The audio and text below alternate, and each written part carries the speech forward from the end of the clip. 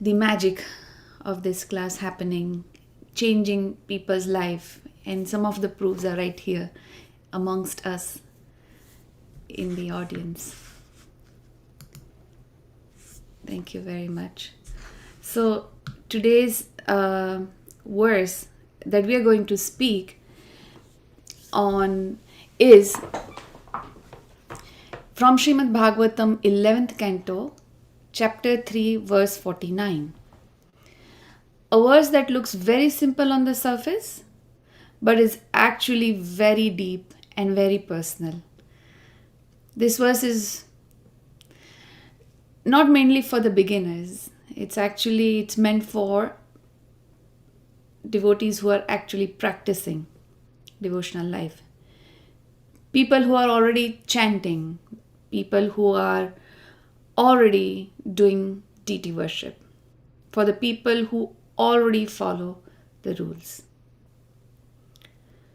Because of that, this verse does not teach us what to do as much as it teaches us how to be while doing it. And that makes it a little uncomfortable, but very necessary. So the verse is Suchi sammukham ashina prana samana abdibhi pindam vishatya sanyasa krita rakshora chedharim. Translation and purport by disciples of Srila Prabhupada. Srila Prabhupada ki jai. After cleansing oneself, purifying the body through pranayam and other processes, and marking the body with sacred tilak for protection, one should sit in front of the deity and worship the Supreme Personality of Godhead. Purport. Pranayam is the authorized Vedic process for controlling the air within the body. Similarly, Bhuta Shuddhi is a process for purifying the body. The word Suchi, literally, it means that one should be internally and externally clean. Suchi means that one should perform activities only for the pleasure of the Supreme Personality of Godhead. If somehow or other one can remember the Supreme Lord constantly by chanting and hearing His holy name, one will come to the pure stage of life as described in Vedic mantra. Om apavitra pavitro va sarvastam gatopi va yat smaret pundarikaksham sabhyantarabhyantara suchihi. Srila Bhaktisiddhanta Saraswati Thakur had pointed out that although one may mark the body with sacred tilak, perform mudras and chant mantras, if one is thinking within his mind of material sense gratification, his worship of the Lord Sri Hari is bogus. Therefore, the word Suchi here indicates that one should worship the Lord in a favorable frame of mind, considering the Lord to be sacred and oneself to be an insignificant servant of the Lord. Those who are not favorably inclined towards the Supreme Personality of Godhead do not like to worship the deity in the temple. And they discourage people from going to temple of the Lord by saying that since the Lord is omnipresent, there is no need to do so. Such envious persons prefer the gymnastic exercises of Hatha Yoga or the Raj Yoga system. But the statements by the Lord Himself, such as Vasudeva Sarvamiti and Mamekam Sharanam Vraja, indicates that in mature transcendental realization, one should understand that the Supreme Personality of Godhead is the source of everything,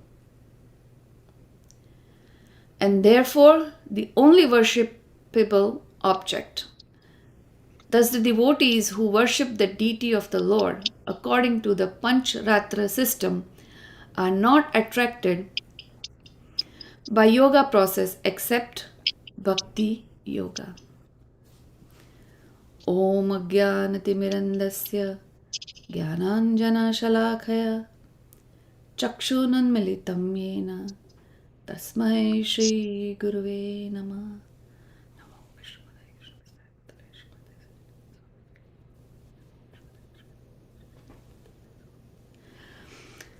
So, at first glance, this sounds like the instruction of proper worship, right? Suchi, clean yourself, prepare yourself, sit properly, worship the Lord. But the purport makes it clear that this verse is not mainly about procedure. It's about sincerity. The key word in this verse is Suchi, which means clean or pure. But the purport explains that Suchi does not mean external cleanliness. The Suchi does not just mean external cleanliness. Suchi means clean outside and clean inside. And most importantly, clean intentions. The purport says, Suchi means that one should perform activities only for the pleasure of the Supreme Personality of Godhead. That is a very high standard. It means that simply doing devotional activities is not enough. We also have to ask ourselves, why are we doing them? As householders, this is very relevant. We may be busy at work, we'll have responsibility of family, we'll be managing finances, we'll be serving at the temple, we'll be leading others. And all of that can slowly shift our focus away from Krishna without even noticing it. So Shuchi means that Krishna stays at the center of our motivation, not just for our routine. Then the purport quotes the verse from Garud Puran. Om apavitra va pavitro va sarvagatam sarvastham gatopi va yat smaret pundarikaksham sabhyantara bhyantara shuchihi. This verse tells us something very reassuring and very serious at the same time. It says that no matter our situation, if we remember the Lord, we become pure both inside and outside. For householders, it is very important because our lives are rarely perfect. We are tired, we are distracted, we make mistakes. So, this verse is not saying rules are unimportant. It is saying that remembrance of Krishna is the heart of purity. If remembrance is strong, imperfections gradually get purified. If remembrance is weak, even perfect routines become empty.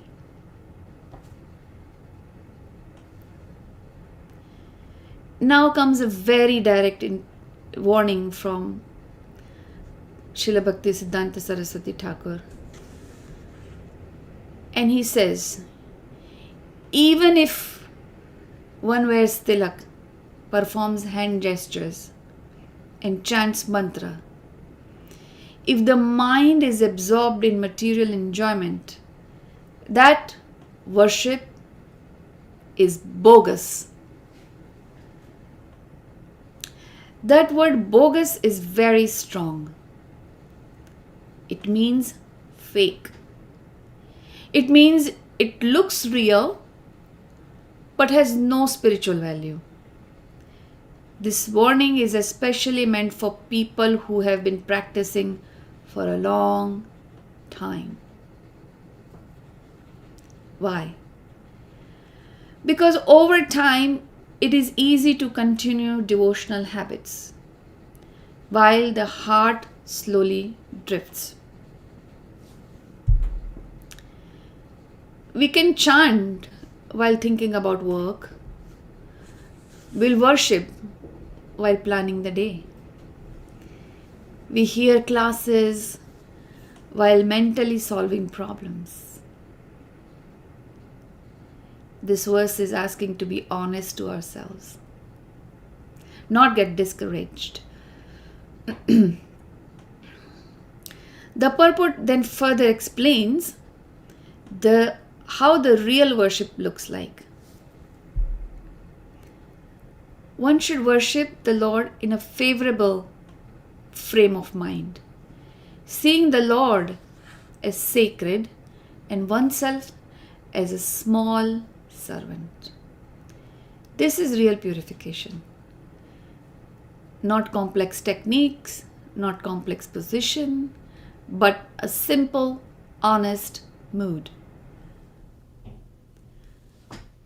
Modern life trains us to feel important, to be busy, feel to be needed, or feel to be in control. Bhakti trains us to remember we are dependent. We are being protected. I'm serving someone greater than myself. If we forget this mood, even sincere activities will become dry. The purport also addresses a common area. If God is everywhere, why go to the temple? The purport says that this thinking often comes from resistance, not realization. Why? Because the deity forces us to slow down, to bow down, to be humble, to be present. Householders sometimes say, I worship at home, I worship in my heart. Well, that may be true, but the question is, do we still place ourselves in situation where our ego is challenged? Deity worship does that. And then the purport concludes by saying the devotees are not attached to other yoga systems. Why?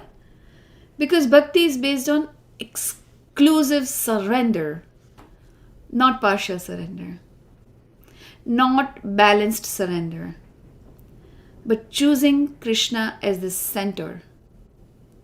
Householder life often pushes us towards controlling everything. while serving Krishna on the side. So, my dear devotees, this verse reminds us to gently reverse that.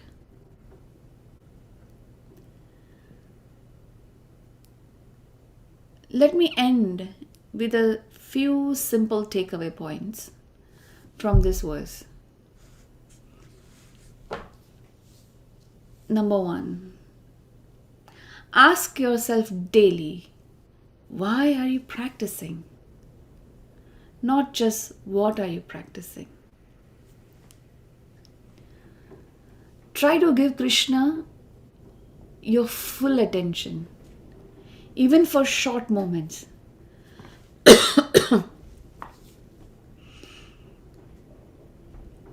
Let deity worship be honest, not rushed or mechanical. Do not rely on seniority as a proof of purity.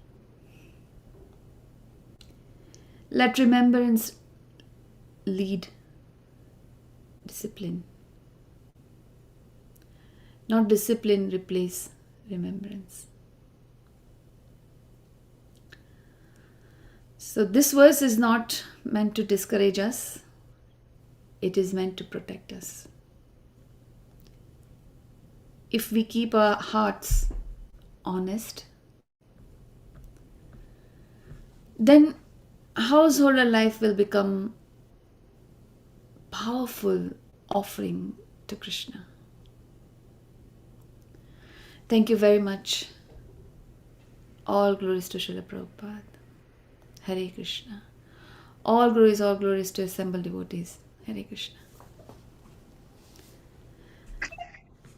All glories to Manasi, Ganga, Devi, Dasi, and Madan Gopal Prabhu. Wonderful family, wonderful example of real life surrender.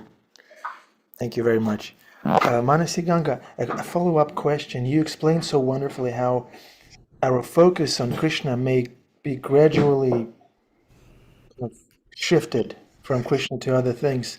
And then you also explained how it's a gradual process to keep Krishna in the center and gradually work through anarthas and other unwanted things. So both things are gradual.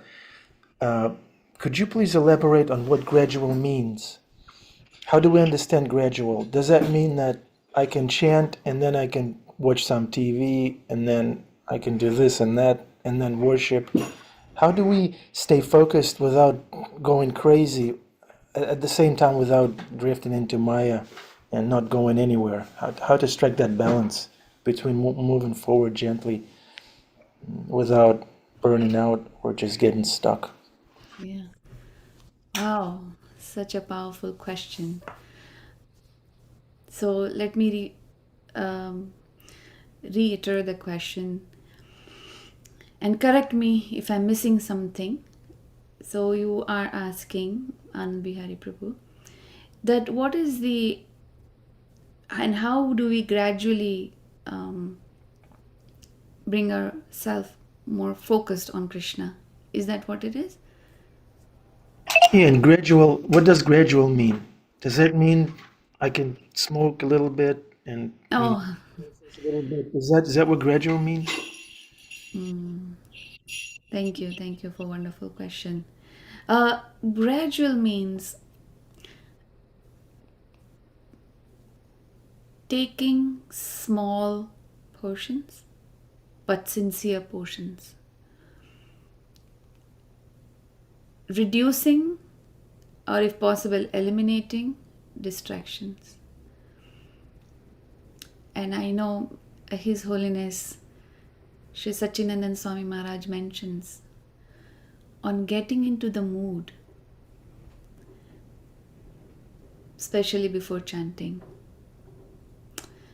And he discusses a lot of techniques, how you can get into the proper mood, proper frame of mind. Gradually means to be conscious that I am about to do this particular service and focusing our mind for, even if it's short term, as it's mentioned in this purport, even if it is short term, to be present, to be fully there in that service, whichever service we are doing,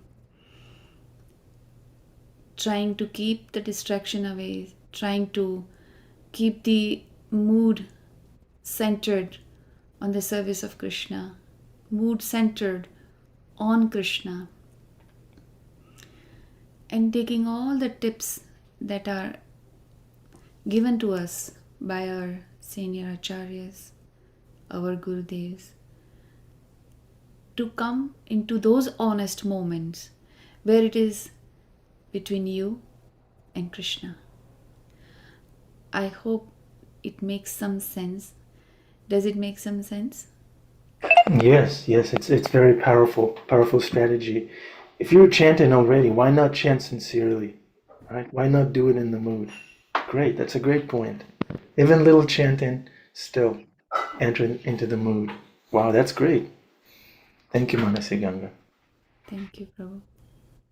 Dear devotees, please. Maturanath Prabhu.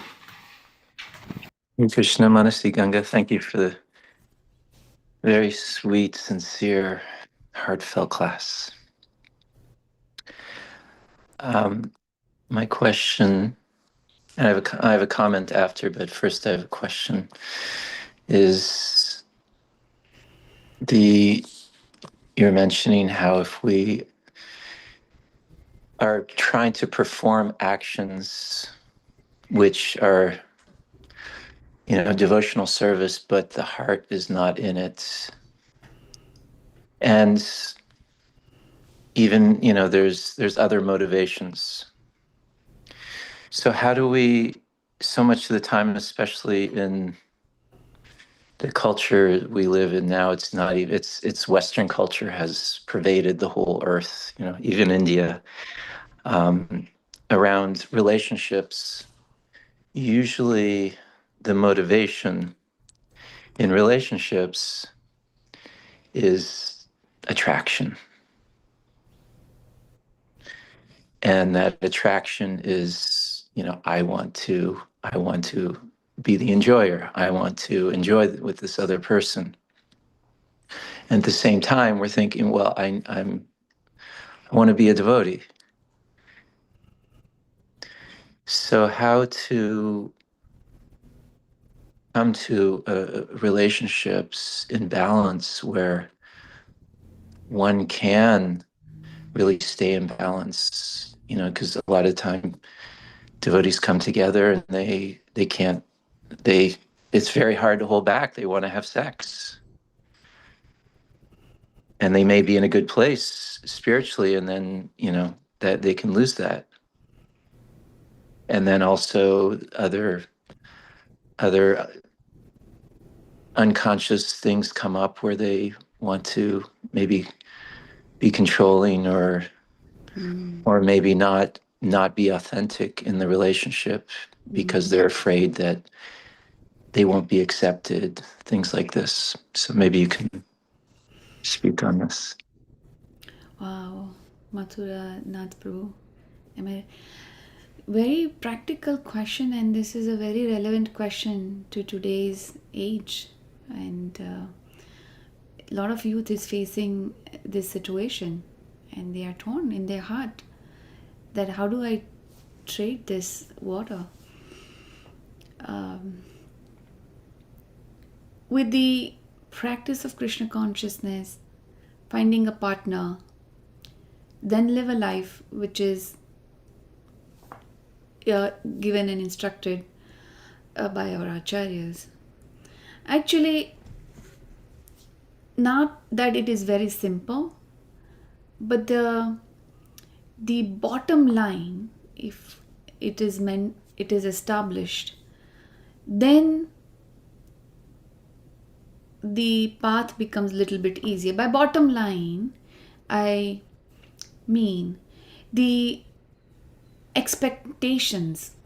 If expectations are set or are aware, and in the relationship people are aware of the fact that this is the life that a person has chosen, then a lot of things become very clear. Of course, each situation is different, each person is different, their choices are different. And it is also possible that as life progresses, the priorities may change. But as a devotees, we try to be gentle, we try to be kind, with the behavior, with the expectation of the other person. We try to accommodate within the limits. We try to explain where we cannot accommodate. Sometimes the situation becomes where the accommodation or the expectation set by the other person is not practical. At that time, we do ask our senior devotees with this particular situation, if somebody is going through, the Siksha Gurus, the Diksha Gurus, the Acharyas, the scriptures, they all have mentioned many various situations where a human being goes through, and accordingly we can follow their instruction. It is not easy. It is very. This is a very specific question, and if there are specific situations that are arising, you can definitely consult the senior devotees and acharyas. Does it make sense? Is there any part of question that I have missed to address? No, thank you. Thank you. It's very wonderfully answered. And just a reflection from your class, ultimately, bottom line, I'm what I'm hearing you in essence speak about is really to be sincere and not trying to fake it till I make it, but really sincere and come from where I'm at, which means truly being authentic. And I was reflecting too, what I was bringing up around relationships is that when we're not authentic in relationships, usually what that leads to is some great dysfunction in the relationship. And I was thinking everything here is a reflection of what is happening in our relationship with Krishna, ultimately in the spiritual realm. So when we're not authentic in our relationship with Krishna, really authentically coming from where I'm at, we're going to have a crisis in our spiritual life. And I think this is something people are struggling with because they're not having a consistent internal update of what's happening for them internally. Where am I really at, as you were saying? I really appreciate your points on that. And I think we need to update that every day. Where am I at? What is my faith at? What is my intention? What is my motivation? And what is my anukulya? What are my positive feelings and thoughts about Krishna today? And then do it the next day. Then there's that internal check-in. So thank you so much. Really beautiful. You're sharing. Thank you, Prabhu. Thank you so much. Yeah, it is to be present, to be conscious in our Krishna consciousness. That's the only way the wheel will go forward. Otherwise, it will be hollow. In any relationship, you're just saying words that you don't mean it, then relationship falls apart. Thank you so much, Prabhu. Shishika Prabhu emphasizes how it doesn't really matter how many years we've been practicing, it matters how we've been practicing in any given moment of time. And that's all we have. Thank you for making this point, Manasi Ganga. That even if it's something small, if we're already doing that, why not do it sincerely? Thank you. That's great. Gail has her hand up. Hare Krishna, Manasi, Ganga, Matavi. Hare Krishna. Hare Krishna, everyone. Yeah, I think I have more of a comment maybe on the faking it till you make it thing. So my understanding is that faking it till you make it can come from both, or either, I should say, it can come from an authentic place and it can come from an inauthentic place. So I think it's the inauthentic place that we don't want faking it till you make it come from. You know, if you're faking it and you are believing that your faking is actually something that's true about yourself, you're faking humility and you actually think that therefore you are humble. I think that's when it becomes a problem. But I think an authentic way to fake it till you make it is, okay, I don't feel like bowing down, for example, because I'm not feeling humble. But it's not that we should necessarily wait till we feel humble before we bow down. We bow down and eventually the mind will follow.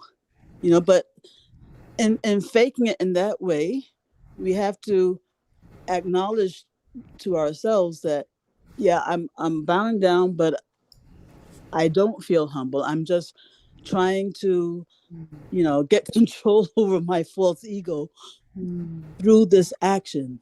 This was, I'm thinking of an example that was given in an interaction between Srila Prabhupada and one of his disciples, where his disciple, was lamenting to Srila Prabhupada, I don't feel humble.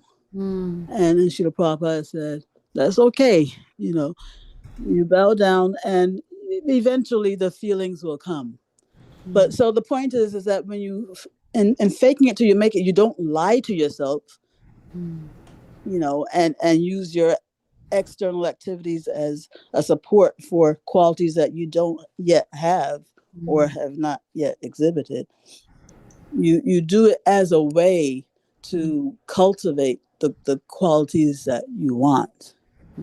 So my only point is that not all faking it till you make it is bad. It depends upon the mentality with which you do it. Hey. Very great point.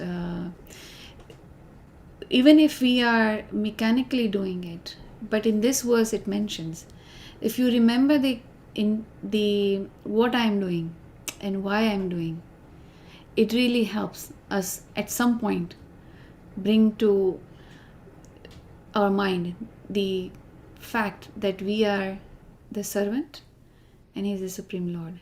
We are the tiny insignificant servant and we are serving the Supreme Lord.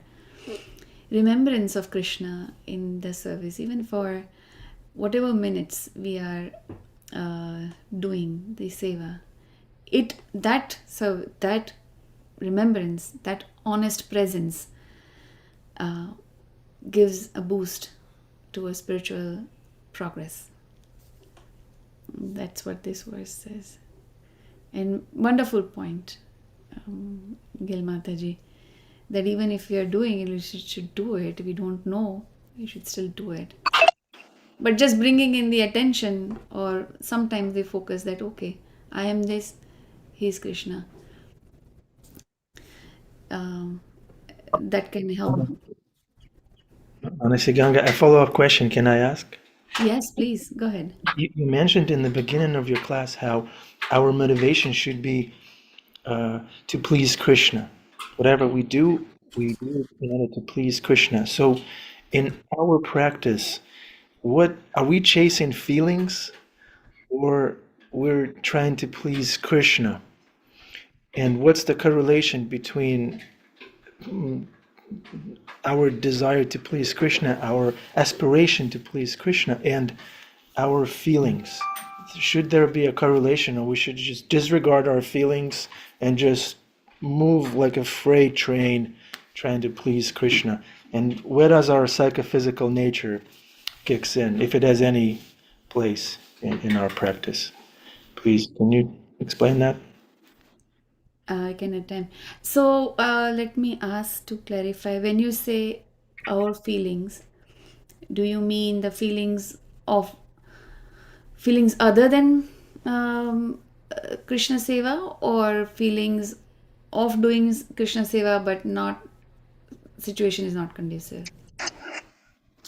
By feelings, I meant when we sit down to chant japa and we don't feel anything, for example. We're trying to please Krishna or chase feelings. How long can we go without feeling in our desire to please Krishna? And if we chase feelings and make sure that my psychophysical nature is included in my service, then where's room for Krishna? Is that a contradiction, trying to please Krishna and include my feelings and psychophysical nature and all those things in my practice? Or it can be harmonized? So this question is very practical, and I guess it will benefit a lot of uh, the listeners and help clear out a lot of doubt. And I'd like, in the end, I'd like Madan Gopal Prabhuji also to chime in.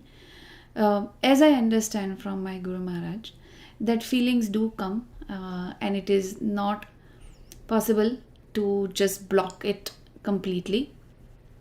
But as Krishna, he mentions in Bhagavad Gita that he is Suhrid, meaning the best friend. So even if I have a feeling that I am really not in the mood to serve you, Krishna, but when we are involved in a relationship with Krishna and we mention it, he still listens to it. So in those moments, you're still in engagement with Krishna. You're still being honest. You're still being agreeing that I am not perfect, but I'm offering. Even if I'm imperfect, I'm offering my imperfect self to you in whichever service I'm offering. But it is your mercy that you make this service perfect. In that way, we rely on his mercy. We still have to be honest, even if our feelings are of laziness, our feelings are of averseness, or any other feeling, or we are feeling love towards Krishna. We still offer it to Krishna, that Krishna, this is the basket of my feeling that I brought. Please allow me to do this service. In Japa, there's a whole session where it is discussed that how this comes, how we process it, and how we move forward, passing by all this relationship and make our service more engaging, more honest, as it mentions in this verse, and fulfilling. You will see that once you, for example, even when we are doing deity service on the altar, we have to be constantly in mind engaged. Will Srimati like this? Will he like that? Will he do this? Will it adjust? Even if it's the same jewelry that you are trying to put. I'm just giving the deity worship example, but it applies to a lot of services too. Even if it's the same earring, even if it's the same necklace, even if it's the same outfit that they are wearing. But we still have to engage our mind and tell him that I am not perfect, but you please help me. And thereby gradually we come to a point where we see that this can be done. We see that even for a few minutes, the ras is there, the taste is there, the satisfaction of offering, even though imperfect, but that honest offering. That gives the joy. When we are engaged, and Krishna reciprocates 100%. Ye yathamam prapadyante tam tatisya tam tatha bhajamyam. Right? So he definitely reciprocates to the degree that we try to engage him in our life. That's a perfect answer. As soon as you said Krishna, I felt hopeful, I felt included, I felt relieved. Thank you very much. Bhakti is not a one-way street where we can get lost and confused. Krishna is Suhrid, like you said. He will reciprocate if we're sincere, if we bring our plate to him. May not be perfect, but if we bring it to Krishna, he'll reciprocate. Yeah. As soon as Krishna is in the picture, everything is good. Thank you, Manasi Ganga. Thank you. I feel very confident now. Okay, Lady Ann says in the chat, the ego is real. We can only serve one at a time, ego or light. Feelings are a reaction to our own action. Thank you. Thank you, Lady Ann. You're very philosophical. Okay. Krishna Gowda says in the chat, why do some people from eastern countries of India and some Chinese people eat all insects and animals? Some African people eat monkeys. Why? Krishna Gowda, the questions have to be in the context of the class. Krishna Gowda, it's a very, very good question. Maybe Manasi Ganga, maybe you can connect that to class somehow. This class is about Suchi, cleanliness. Was it Akashvani we heard just now? We'll have Madan Gopal Prabhu, who's here. He can address this question very nicely. I just got in the room. I just stepped. Can you? Right. Yeah. Rangopal Prabhu. Yeah. Hare Krishna. I think isn't it time for the curtain to open? We're kind of overdue, it seems. Yeah, no one's streaming from the temple. So Oh, we're not doing the temple streaming? yeah. Okay. Okay, so we're just going straight into the aftershock. Oh, The yeah. afterglow. Sorry. Yeah, this question perfectly fits into the afterglow mood. Yeah, let's address it. Well, The question is very nice, actually. I wanted to Many go back to people the have this. previous question from you, but maybe I'll talk about the monkeys and insects first, since that seems to be on everybody's mind right now. See, the question itself is interesting. Why are we upset if people are eating monkeys, but we're not upset that people are eating cows? Like, why are we not asking that question? Isn't it shocking that people in the world eat chickens? Like, wow. Or they eat fishes? Why do we not ask those questions? Why is it so freaky that we eat insects, but it's not at all freaky when someone sitting next to you on the plane is devouring a fish or a chicken? Why does that not disturb us just as much? That's the real question. We should not make distinctions that people are eating insects or dogs or monkeys is very disturbing, but people eating cows is not. It's just as disturbing. And that's really the question that needs to be asked. That's what I can say. Otherwise, and if you really want to go into it, we should be disturbed that we're eating cabbage, because you're cutting off the head. A head of cabbage, a head of lettuce.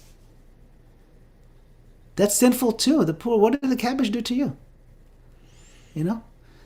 But so that's why it needs a more holistic understanding. That out there, we're at the temple. Maybe we can turn on that sound. Yes, thank you, Madango Prabhu, for expanding on the question. Temple room, please unmute yourself so we can hear.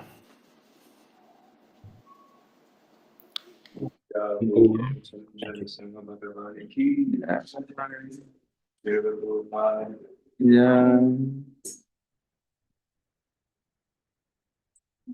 The Buddhist feet of our spiritual master are the only way by which we continue to reflect. I've asked us those of you with great awe and reverence. By His grace, we thoughts and doings to suffering, the fame and mercy of Krishna. I only wish to have our consciousness purified by the words emanating from His lotus mouth. Attachment to His lotus feet is the perfection that reveals all desires. You know, it's like they're all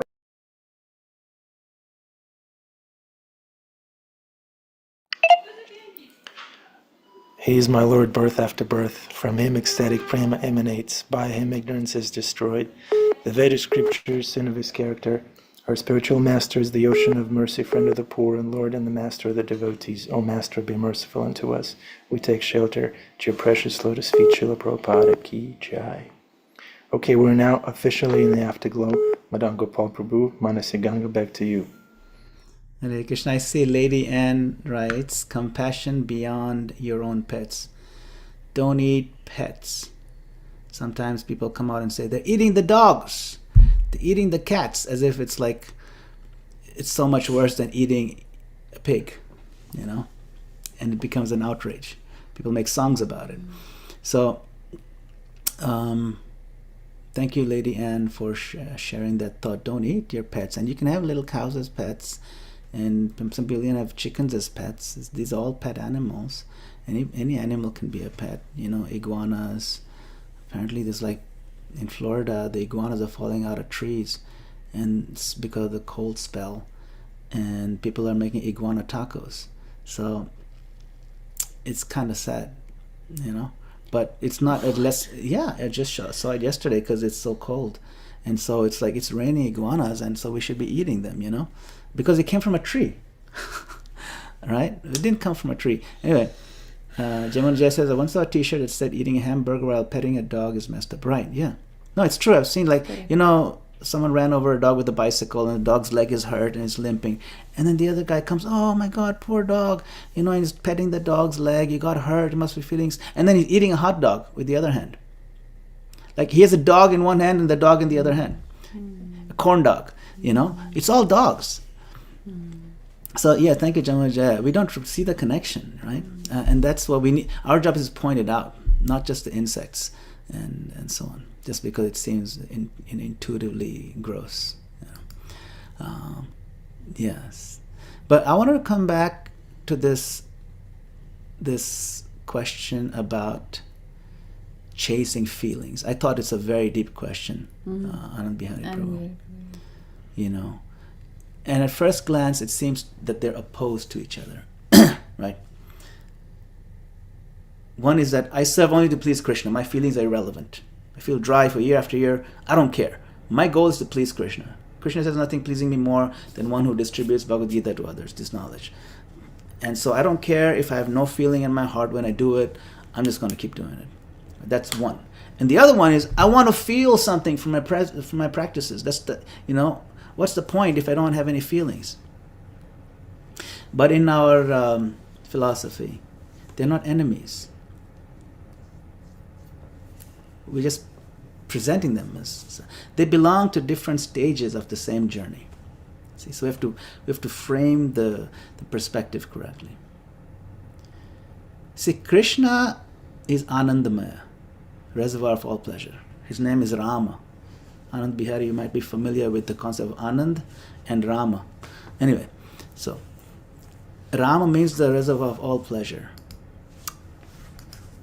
And we are also Anandmaya, the soul, Anandmaya Bhyasat. You know. So pleasing Krishna and tasting happiness are ultimately the same direction, but not necessarily the same motivation. You see, it's our motivation that we want to check. Right? The problem is not wanting happiness. Happiness is what drives us to do anything, including surrendering to Krishna. The problem is a difficulty in centering the self instead of centering on Krishna. You see, selfishness. So then we can test ourselves. If happiness or feelings don't come, do I become grateful and more surrendered? Or do I feel entitled, discouraged when it fades? Does it become transactional? So is it wrong to want spiritual satisfaction? No. It's unavoidable to want spiritual satisfaction. Prabhupada says repeatedly, joyful, right? Joyfully performed, happily performed. Even Krishna says, Susukham kartum avyayam. This, he's giving the incentive to Arjuna. Rajvidya Rajguhyam is the opening of chapter 9. Susukham kartum avyayam. Do it. It's fun. It's like it'll give you joy. So he's giving the motivation, but he's saying that that's really not the motivation, but he's giving some incentive that you will feel satisfied. Krishna never asks us to cultivate misery as a virtue. You see. But there's a difference. There's a difference between spiritual encouragement, which strengthens your service, and then this idea of spiritual consumerism. You see the difference, the word consumerism, where Krishna becomes a means for you to feel good. The first one purifies you. The second one actually stifles your growth. It'll stall your growth. Because now, if you had a stretch where you don't have the, you don't feel the Krishna's presence, then I'm out of here. I don't think I can do this. This is not for me. So Chaitanya Mahaprabhu prays, right? Whether you're present before me or you're making me brokenhearted by not being present before me, I don't care. I'm going to keep serving you because you're my Lord. So that prayer should give us some clue. There's Rama, Hare Krishna Rama. So that prayer should give us a clue. It's both. We do want to be encouraged, but we don't want to fall in the trap of selfish, self-centered spiritual consumerism, because we can go down that, that path. So think of a child, right? It's natural for a child to enjoy the affection. Like it's natural for Ram to come and enjoy the hug that Anand Bihari you're giving him. It's very natural. But maturity, when the child matures, means learning to love even when the affection is not immediately felt. Like later on when he's 6 years old and you're telling him, okay, this is, you have to make sure you put your shoes nicely, and you're correcting him and so on.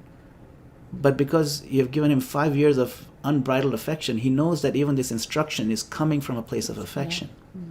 And so he'll want to do it, and he'll see that as an act of love, because that's maturity in the relationship and a maturity in his own development. So when we mature in our spiritual life and when we have these corrective actions from the Lord, we see it's coming from the Lord in a place of love, you see. But we may not feel that way if we're new. We're not ready for it. That's why it says when you're parenting, you don't punish or discipline your child for a few years in the beginning. Just give them, let them be permissive. Even if they make mistakes, it's okay. They'll learn later, don't worry. Right now, just flood them with affection. Because later when you correct them, they know it's coming from affection. They know you're not, then they'll listen to it. So you don't need to, discipline too early.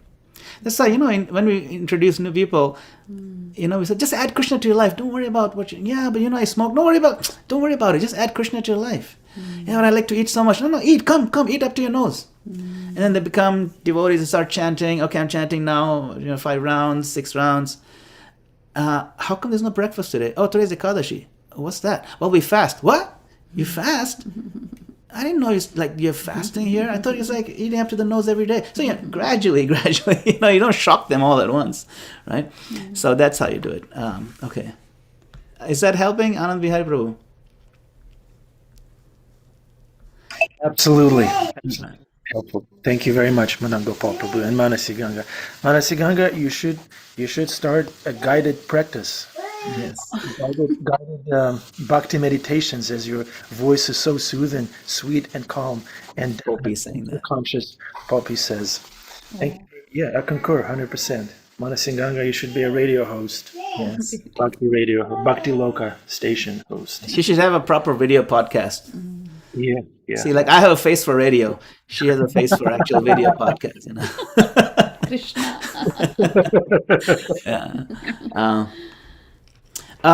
Okay, I think Sadhvi Didi had a hand up, and then Poppy had a question about the cabbage, but we'll come back to cabbage later. Let's go with Sadhvi first. Yes. Hare Krishna, and thank you very much for today. In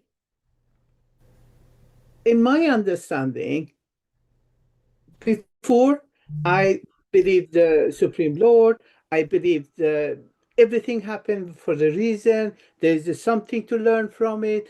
And whatever bad is happening is because the devil do it, because the devil wants to have power on you and make you to turn your back to the Supreme Lord. But then when I start to learn about Krishna consciousness, Bhagavad Gita, Srimad Bhagavatam, Chaitanya Charitamrita, I learned, no. I was there, I was seeing that whatever happened to you, I saw everything. I saw everything because you needed to go through this because of that. And that comes the word karma, because of the karma, because of the before in your previous life you have done whatever. That's why you have to go through this. For me, this is, I understand and I respect it, and I'm trying to do whatever I can to just not to forget to always think about Krishna, to always do my best to don't start my day before my 16 round chanting are done, and to offer food, everything what it is. But there's something that I still am stuck in it, is that you do it with love, with the belief in what you're doing and so on. I believe whatever it says in Shastra, I believe it. But what I don't understand is when you mentioned also about child, you teach the child and so on. When you never in your life, now I'm talking about someone who has gone through that, she never learned about anything about love because of the situation she went through. She never learned about what is love, the affection of father, mothers, sibling, and so on and so on. She just tried to survive. So now the difficulty comes, what is love then? Is the love we are talking about, the love that we know, we learn about it in everywhere, or is this love another kind of love? This is the difficulty. And then I get to learn about the Krishnas that says, is a notion. This is a notion. This is the temporary. This is not the real aim of life. It shouldn't be the aim of life. Then I'm lost. Then I don't know where to turn, what to do. So please help me to understand, is the love we talk about, is it the same love that you talk about, the mother-child, father-child love, or that love is totally different? What? Thank you. Yes, thank you very much. It's a very deep question, Sadhu Didi. The concept of love. And it is true that in our modern world, we don't have many experiences of genuine selfless love. It's very rare to begin with. And like you mentioned, in some cases, children grow up in households or in situations where they didn't even experience much love or care or anything. So that makes it even more difficult. So what is love? And in fact, just a couple of weeks ago, I gave a class with the topic, what is love?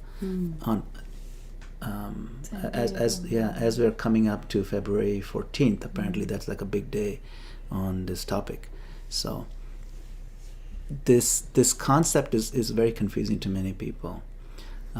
But in summary, love is, from our Krishna consciousness, a spiritual perspective, love is an affectionate connection that is centered around pleasing the other person selflessly, through service, through action, through doing something tangible.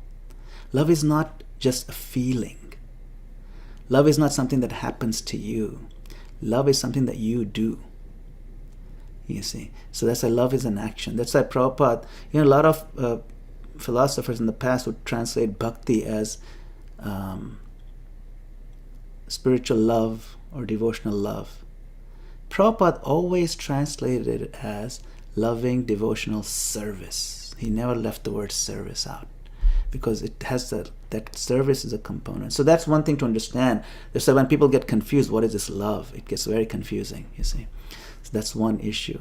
But I want to come to this point about, which you made, very good one. And you touched the nerve of modern spiritual life, especially in the West.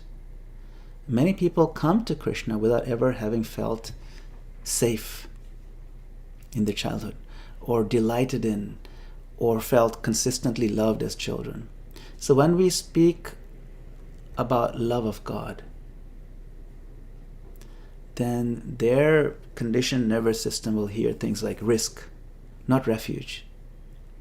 So then how do we even convey this idea of Krishna conscious love in the way that actually touches the soul of those who are not used to seeing the word love in that way? And for people who lacked love early in life, that word love is not automatically attractive. It can feel overwhelming, suspicious, especially if someone was abused in the name of love. So we don't begin with Krishna loves you so much, just surrender and trust. We have to start out a little even more basic. We say Krishna is safe. Krishna means steadiness. Krishna won't disappear on you. Krishna is not moody, needy. Krishna genuinely wants you to be strong, and so on. When we explain that Krishna is consistent, even when we may be inconsistent. Krishna is present even though we're not feeling anything. Krishna remains unoffended by numbness or distance. I mean, think about it. We turned away from him, we kept our distance, but he keeps coming. He's not affected. He's not offended by it. So for many, sometimes this idea of safety has to come before even affection. That's the unfortunate situation in our world, is that we haven't, many of us, and it doesn't matter which family, rich family, poor family, Western world, Eastern world, doesn't matter.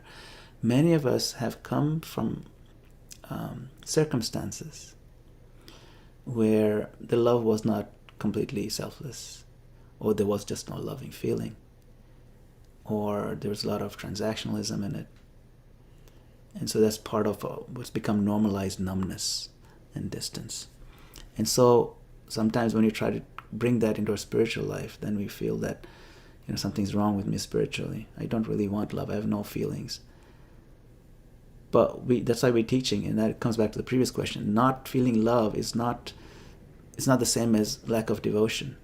It gradually comes, and if we do our spiritual duties without emotion, that's not hypocrisy. We know eventually that Krishna will, eventually the dryness and the crust will break off. So in bhakti, we're not trying to manufacture love.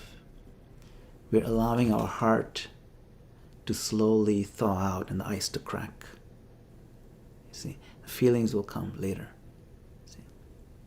And Krishna accepts any steps toward him. He doesn't wait for feelings before accepting our service. See?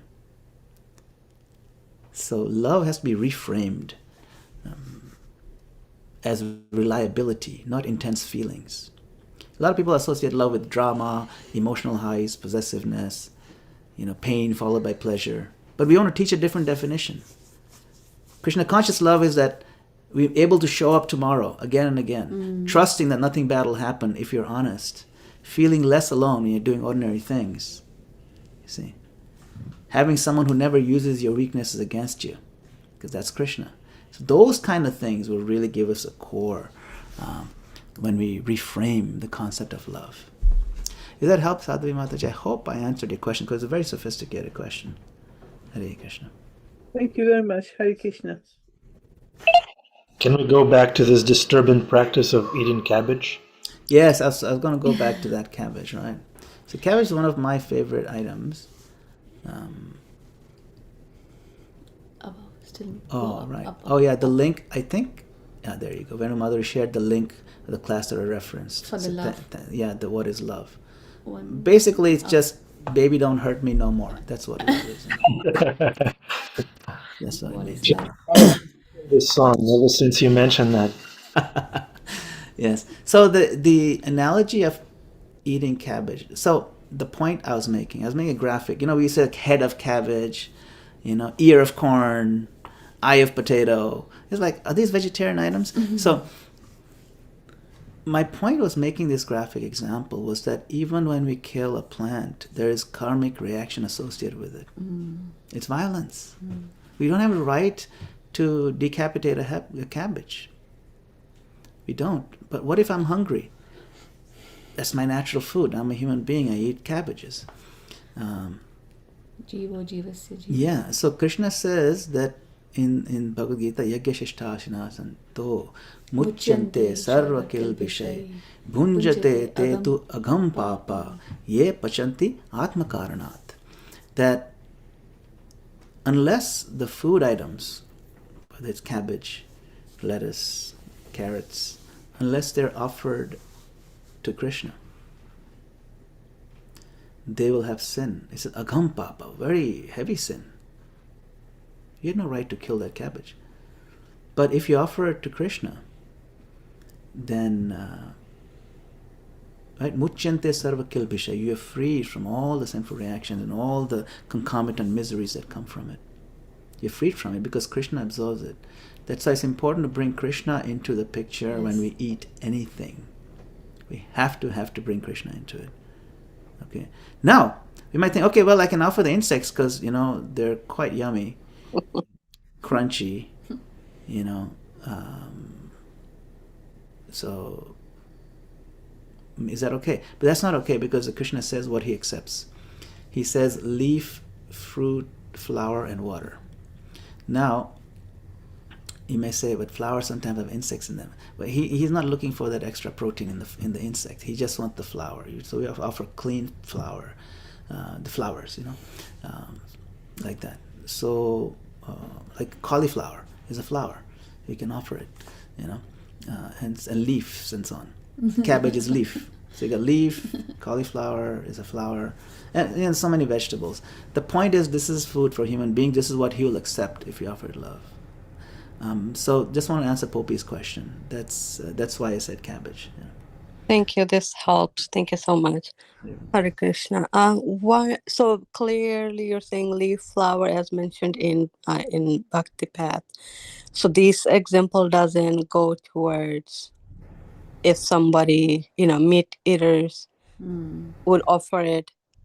I mean, we're not supposed to offer it, but is it the same thing as me offering plant-based food versus meat, and then offering to Krishna, and then my sins will be cleared? Yes, you can offer plant-based foods, of course. That's what Krishna is saying, and that's how we eat. And Krishna talks about food at length, by the way. He talks about food in the mode of goodness, food in the mode of ignorance. He talks about how much to eat. It's all in the Gita. It's all in the Gita. Don't eat too much. Don't eat too little. Otherwise, you can't focus on your yoga practice. Yes. So on. So all these things are there. Yes, we can only offer certain things. We cannot just offer anything you want and say this is prasad. No. So. Thank you. Okay, Hare Krishna. Sadhu has another question. Sadhu Didi. Yes, thank you very much. When it comes to food, I have also something there. What I don't really know what to do with it. I understand that with meat and with eggs, fish, and so on. That I understand, and it was just done it. I just accepted and I done it. But I also read too much, and I have started to read again for the second time. Nectar of Instruction. Therein mention that the food, you shouldn't take the food like in luxury, in form of luxury. In my understanding, it's like taste. It shouldn't be that I will do the food so that it tastes such and such, and that comes where it comes to spices, right? Different spices, using of different spices. What I understand of that is many of spices shouldn't be used in the food because they have tamasic or rajasic guna in them. That there comes my difficulty. I don't know what to do with it. I have very much difficulty with that. Chili, you shouldn't use chili. You shouldn't use tamarind, for instance. Tamarind have sourness and sweetness in it, but you shouldn't use it in the food. So can I use tamarind or chili and offer it to Krishna still? Yeah. Thank you. Thank you. Yes. So again, I refer to Bhagavad Gita. It's very interesting. If you read very closely, you have to read very closely. Okay. Krishna says, food that is in the mode of ignorance is tasteless.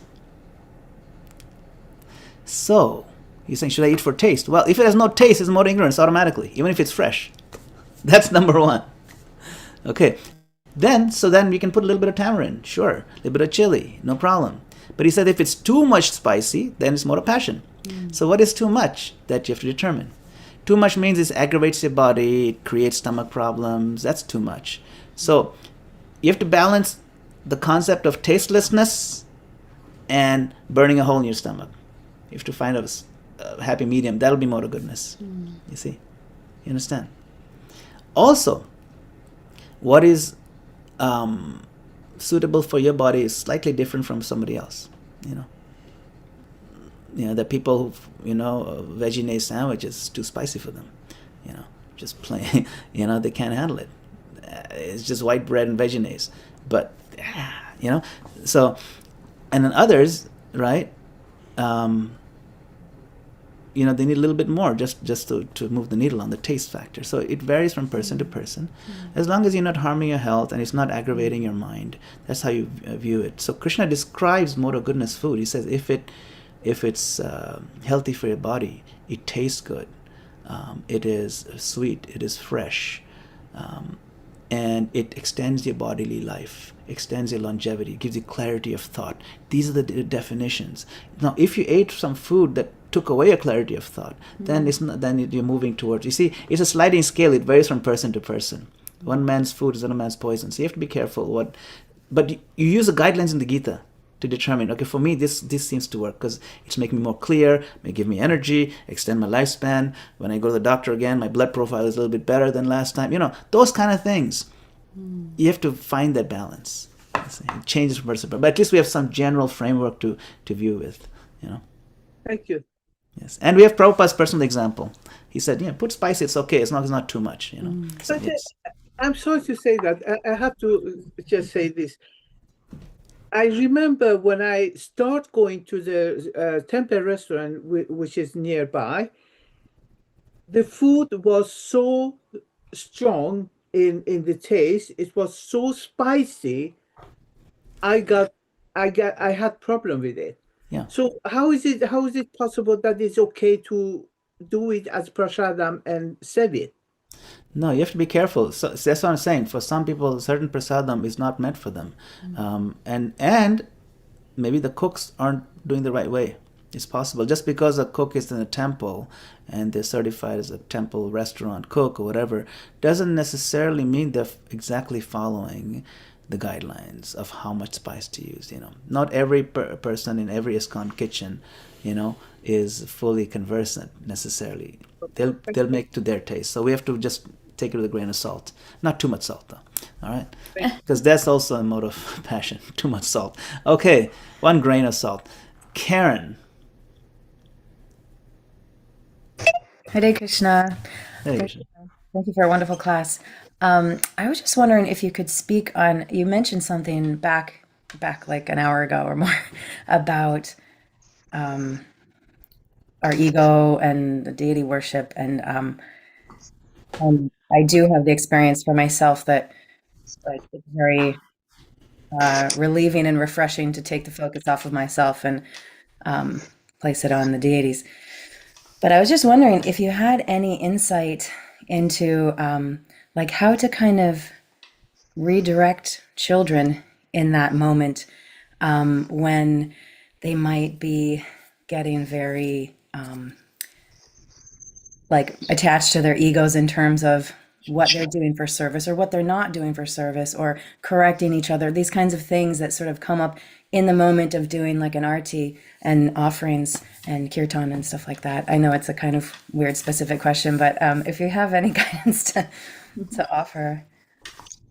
So children with the ego problem in devotional service, huh? Wow. This is a good problem to have, actually.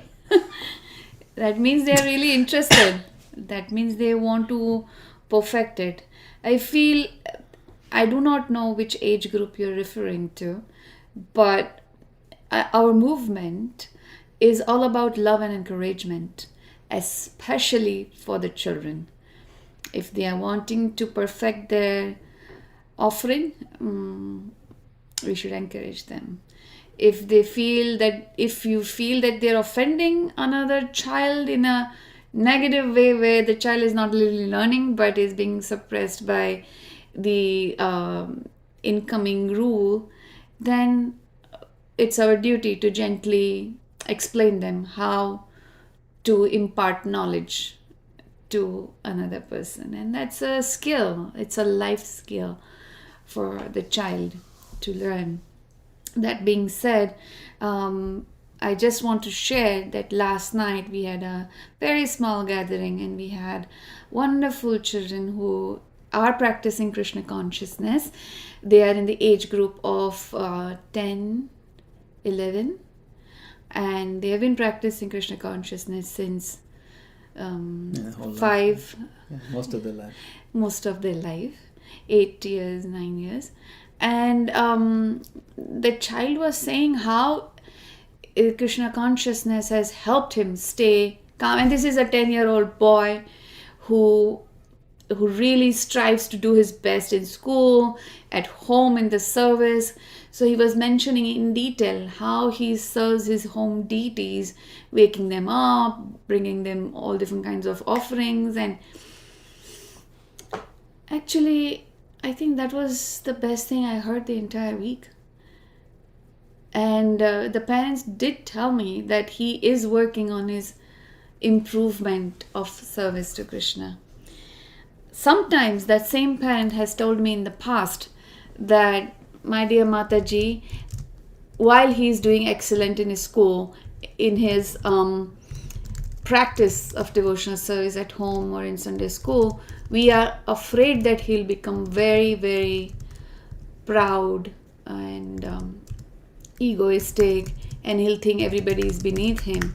But yesterday when he spoke, he showed his vulnerability, that how he's dependent on Krishna, that he cannot go to school without. And I'm just giving you reference so you can see that he does not come from a Indian body background. The parents are not from there. So just seeing that, I hope it can give you also some tips that the children are learning, and with your kind guidance, I'm sure they are going to shine very brightly in future. Yeah, and I can add a couple of things. That this is a classic problem. Classic means it happens all the time. Little devotees, big hearts, and underdeveloped impulse control. Wow. Right? Ego fireworks right in front of the deities. Yeah, he didn't put the glass properly. So the good news is that these are gold mines for gentle parenting and bhakti formation if you frame it properly. It's an opportunity. It's a gold mine. It's a gold mine. Teachable moments, you know. So, of course, what's happening is not that my kids are being offensive, their seva is contaminated, they're fighting in front of Krishna. That's not really what's happening. What is happening is they want to serve. That's why she said, it's a good problem to have. They want to serve. The ego skills are age appropriate. I don't know. I'm assuming they're under 12 or something, maybe under 14. So that's age appropriate ego skills. And Krishna is letting the character formation happen in front of his divine vision. So seva with friction is still seva in progress. Children are not meant to be pure servants yet. Quote unquote pure servants. They're pure at heart. Yeah, pure. They're learning how to be servants. So then what can you do then? we don't necessarily should correct only after the conflict. Sometimes you want to do preventative measures. Before seva, you can say something like, okay, now kids, when we serve Krishna together, the goal is not to show who is best. The goal is to make Krishna happy by working together as a team. No grabbing, no pushing, no punching, no correcting each other's seva right now in front of Krishna. Keep it in mind what you want to talk about. Let's talk about it after the temple room is over, right? We should talk about it. We should, if you feel that she did it the wrong way. Yes, we'll talk about it, not right now. So one rule at a time, not too many rules. And it's okay to normalize their feelings. You don't have to normalize the behavior, but you can normalize the feelings. I can understand. You can kneel down and say, name the feeling. You really want to do that seva yourself. It felt unfair when your sister touched the plate. You were excited, you didn't want to wait. This is okay. This tells a child that my inner experience is understandable, even if my action needs guidance. You should never say things like, you're being selfish, because then that creates a label. Oh, I'm a selfish person. We don't ever say that. We don't ever create labels like that. We just want to say, you wanted to do this yourself. It felt unfair. You can name their feelings, but we don't cubbyhole them into you're a selfish person. You see, you don't want to say that's offensive. You don't need to say that. And we should never say Krishna won't like this, because what happens? Shame kills devotion faster than ego. So we don't want to shame our kids. See, these are some. Or keep saying that, just chant your round with focus. Instead of that, we have to, when this situation arises, we have to show that compassion is very important part of devotional service. Now sometimes things can escalate out of hand. Then what we do is gently pause the activity, not the relationship. So we say, let's pause this seva for a moment so our hearts can calm down. The idea that children's hearts need self-care. We need self-care. We need to calm down too. It's an opportunity for us. So we don't frame it as a punishment. We don't say, oh, you lost your seva. Look at you now. You blew it. No. We say, we are resetting now. Let's just reset. So then what will children learn with that is that self-regulation is part of devotion. It's not a failure. It's like that if we can be encouraging. That's the thing. Always find opportunities for encouragement. That's our product. Encouragement and love. All right? Hare Krishna. Thank you, Hare Krishna. Thank you. I hope this was useful. I don't know if it answered your question at all. No, it was really nice and very, very good. Thank you. Okay, I think we're well over time. But thank you all. Thank you, Anand Bihari Prabhu. Thank you, my dear Anand Bihari Prabhu, for hosting this class.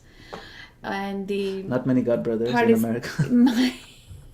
One of my gem of my God brother. We are very few in the country, but you reflect the mood of Guru Maharaj. Thank you so much. Right back at you, Manasi Ganga. Thank you very much for being my God sibling, one of the few on this continent. Thank you. It's an And honor. my dear God sister Chinmay Radha also, I cannot forget. She's right here. I'll convey. She's right here. Sweet. Okay, we're ready for the Junior Paw Patrol Out of Control Choir. Where are you? Chant loudly. There's no rules, no parameters. Go ahead. You don't have to. Loudly. Sage Sky, where are you? She just floated on us. Okay. Sky and Sage. Oh. What are they going to do? They're going to say Hare Krishna. Hare Krishna, Hare Krishna,